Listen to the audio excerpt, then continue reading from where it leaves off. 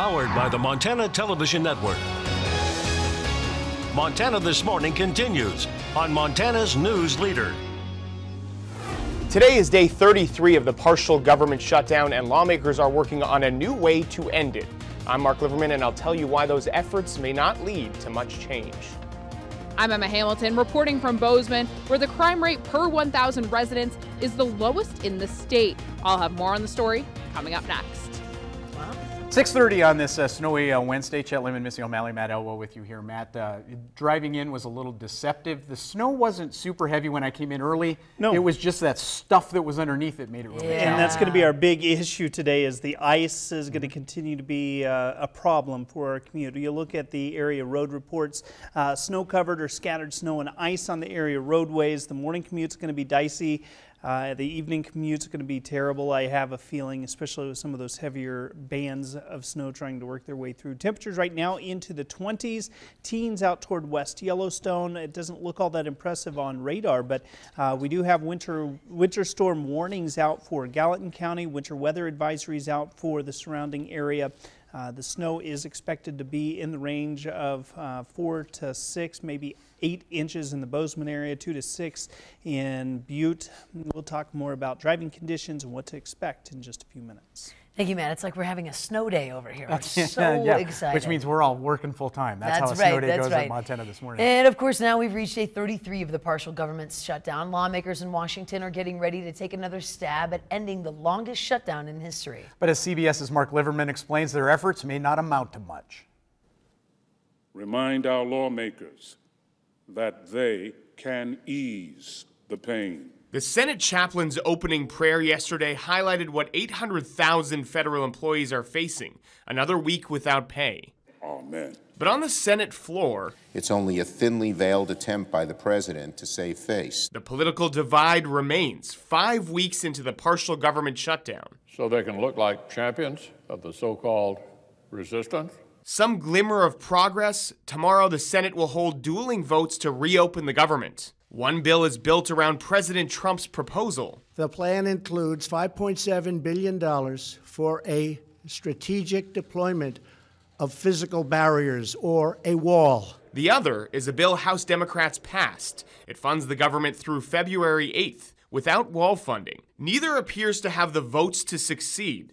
Shipmates. Meanwhile, thousands of military and law enforcement members are among those working without pay. The Coast Guard's top admiral tweeted this video out last night. I find it unacceptable that Coast Guard men and women have to rely on food pantries and donations. The FBI Agents Association sent out a dire warning. Failure to fund the FBI is making it more difficult for us to do our jobs, to protect the people of our country from criminals and terrorists.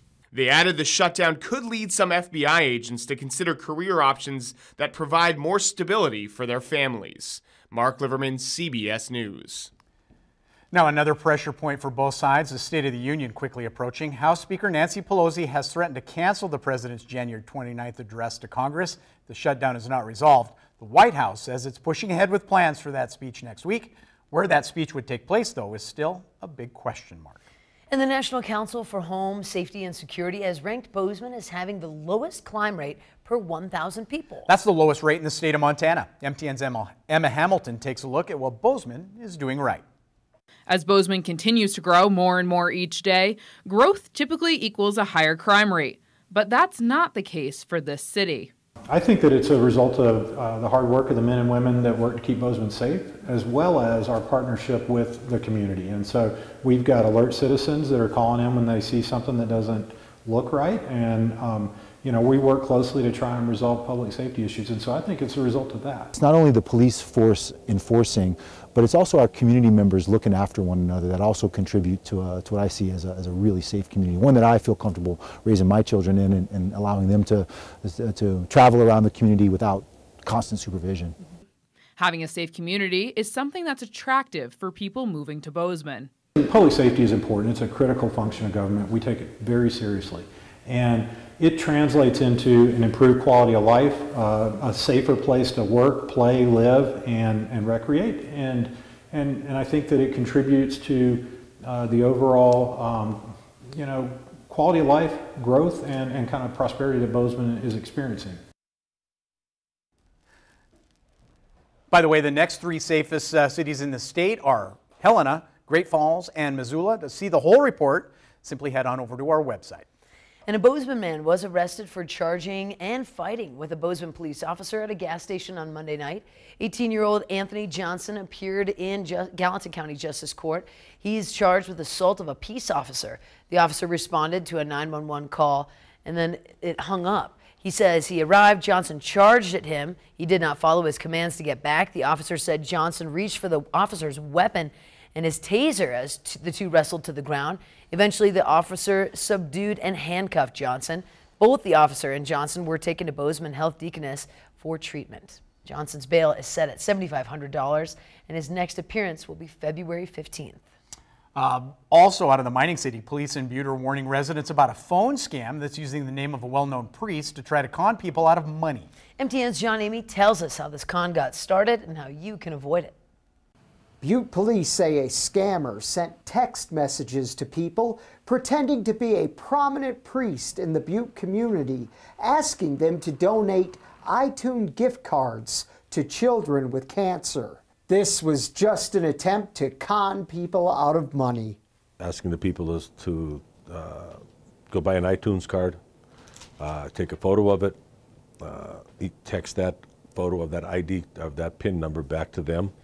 The con man claimed to be Butte Parish priest Father Patrick Beretta in an effort to fool people. They're using a well-known person in this community who has done several fundraisers, who is you know, big into Catholic charities and everything else. And so people would say, oh, it's coming from Father Beretta, it must be real. And it's not. Father Beretta was alerted to this scam earlier this week when one of his parishioners became suspicious after receiving the text. She's smart enough to know there was something off about the request, you know, and so she called me to make sure that it was authentic, and of course I told her that it was not. Father Beretta says he often ministers to children going through cancer treatment. So he found it very disheartening that someone would use this serious issue to try to scam people. Then using the generosity of people, the goodness of people that we have in this community, and the tenderness, the soft spot we all have in our hearts for young cancer patients, I think there was something particularly disgraceful about that, very despicable. Father Beretta added that he does not solicit money for charity over the phone or text. In Butte, John Amy, MTN News. Anyone getting a text like this or anything suspicious should contact local police. The case is still under investigation. In other headlines, controversial logging project south of Bozeman gets a green light from the State Land Board. The board approved the Limestone West timber sale in a 5-0 vote. Project calls for cutting down trees in about just over 440 acres of land near the Triple Tree subdivision in Bozeman. Officials at the Department of Natural Resources Conservation tell MTN News first step will be selling the land, and then the timber harvest will probably begin sometime in June. And today we bring you more on the results of our MTN News and Montana State University election poll. Yeah, in the second of a 3-part series, MTN's Mike Dennison and MSU political analyst Dr. David Parker take a look at the polling results on the 2 big initiatives that were rejected by voters.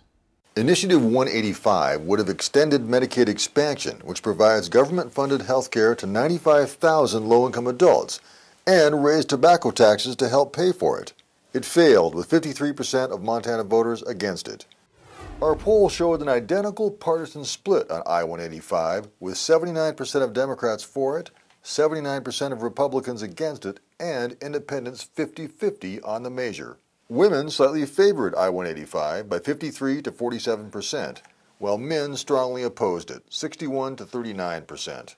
The poll also showed I-185 failing among all age groups, except those ages 30 to 39 who favored the measure by a 55 to 45% margin.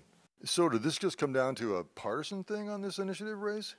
With all the money that was being spent, largely by the tobacco companies on the 185 race, essentially the two sides polarized. What happened is Democrats moved to the yes column. And why? Because it became about health care and Medicaid. And Republicans and independents overwhelmingly moved to the no column, again, largely I think because of the issue of taxes. So in that sense, this race became polarized and, yes, about party issues. And people fell exactly where they expected, which is why the initiative lost. Next, we'll take a look at the results for I-186. I-186 would have imposed new water treatment regulations on new hard rock mines. It went down with 56% of voters against it. Again, the partisan breakdown was remarkably similar according to our poll. 77% of Democrats supported the measure, 78% of Republicans voted no. But it failed among independents with 54% opposed. Women were split 50-50 on I-186, and men came out strongly against it by another 61 to 39% margin. Those with four-year or advanced college degrees, however, supported I-186 by respective amounts of 58% and 64%. 60% of voters with a high school diploma opposed it, and 87% of those with less than a high school education did as well. So this time around, is it just the same story as the previous initiative? Slightly different. If you actually look at our pre-poll, Democrats were pretty much firmly in favor of this initiative, and that didn't change pre-post. What did happen in this case is those undecided voters overwhelmingly broke on the no position. And actually, that's what we normally would expect. That's the status quo position. And so what happened is Republicans then, overwhelmingly moved to no, and those undecided independents overwhelmingly moved to no as a result of the initiative. And I think to some extent, the money was largely dominated by the mining industry, and I think, they were successful in what they were trying to do, which was to stop this. Tomorrow in our final segment, we'll look at the results on approval ratings for our elected officials and where Montana voters stand on some key issues. I'm Mike Dennison with David Parker, reporting from MTN News in Bozeman. Now you can see the full poll results on our website. Just click on over KBZK, KXLF.com. Fabulous. Right now we're going to take a quick break. Here's a look at what's coming up on Montana this morning. Every 2 hours, someone in the U.S. is killed while walking, according to a new report. I'm Chris Martinez with the changes advocates say need to be made to our roads. Good morning to you. Ahead on CBS this morning, the partial government shutdown enters day 33, with Washington struggling to strike a deal. We'll talk to Jill Schlesinger about how the prolonged stalemate is impacting your money. Plus, Atlanta Falcons owner, that's Arthur Blank, there he is in Studio 57, how his city is preparing to host the Super Bowl and what he thinks about the potential rule changes after that very controversial no call in the Saints-Rams game. People are still very mad about that. See you at 7 o'clock on the dot.